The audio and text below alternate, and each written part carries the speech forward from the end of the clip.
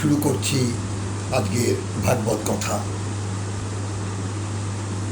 এখানে বলেছে, লোকে হস্মিন দ্বিবিধা নিষ্ঠা পুরা পক্তা ময়ানক জ্ঞান যোগেন সাংখ্যানাং কর্মযোগেন যোগিনাম। অর্থাৎ সুন্দর বলেছে, বলছে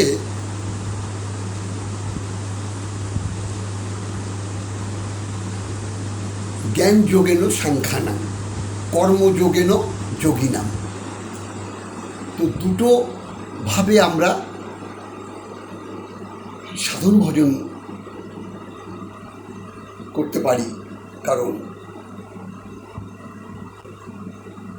জ্ঞান যোগ, যেটাকে বলছি সাংখ্য, এবং কর্মযোগ, প্রত্যেকটা যোগের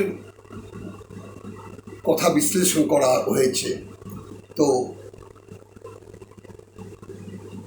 জ্ঞান যোগ বলতে আমরা বুঝি অর্থাৎ বেদ পাঠ,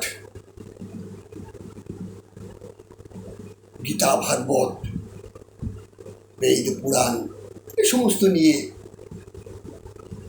যারা চর্চা করছেন, তো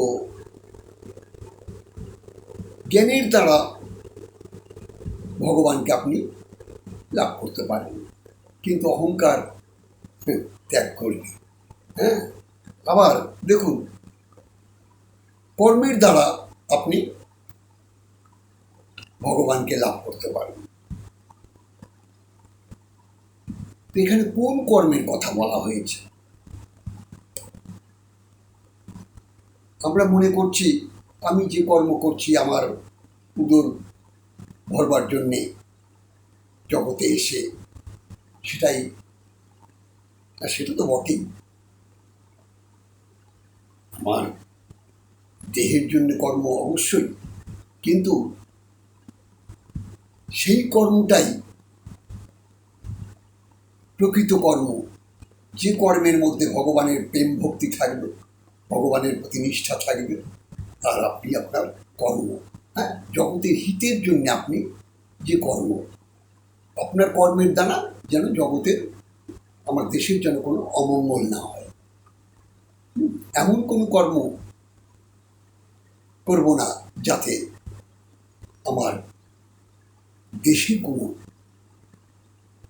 অমঙ্গল হয়। দেশ এবং দশের মঙ্গলের জন্যে যে কর্ম করা যায়, শুধু কি নিজের আত্মশুদ্ধির জন্য, নিজের সুখভোগের জন্যই আমরা কর্ম করে যাব? একটু জীবের কল্যাণার্থে সে কর্ম আমাদের প্রযোজ্য। তাই কি অপূর্ব বলেছে, লোকে হস্মিন দ্বিবিধা নিষ্ঠা পুরা প্রক্তা ময়ানক জ্ঞান যোগিন সাংখ্যানাং কর্মযোগিন যোগিনা। আপনি যে কোনো শুদ্ধ কর্মের দ্বারা আপনি সব কিছুই আপনি করতে পারেন, তবে তার মধ্যে সততা নিষ্ঠা আপনার অবশ্যই। জয় রাধে, জয় নিতাই। আপনারা ভালো থাকুন, আর এইভাবে এই অথমের বদল দিয়ে একটু ভাগবত কথা শ্রবণ করুন।